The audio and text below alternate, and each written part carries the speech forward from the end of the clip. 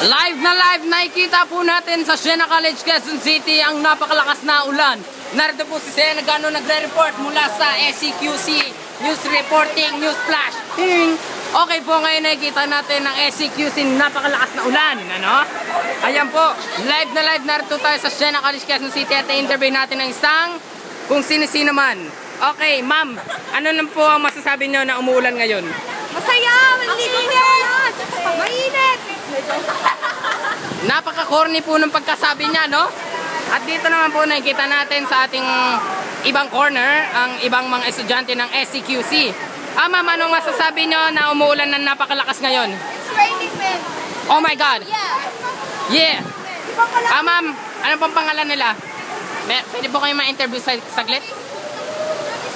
Ano pong masasabi nyo na napakalakas na ulan? May bagyo kaya? Ayan, ang lakas ng ulan, no? Nakikita natin na may tumutulo pa dito. Saan ang gagaling? Ayan, butas ng Siena. Guguho ng Siena. Mawawala ng Siena. Grabe ang Siena College, Quezon City. Nababasa ng aking recording device. Grabe. Nakikita nyo yan, ha? Nakikita nyo yung napakalakas na ulan. Grabe ang Siena.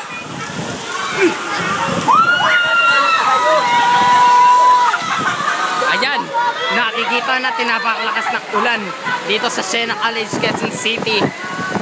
Napakalakas. Tinatangay na po si Joylyn. Pakisave! Joy! Joy!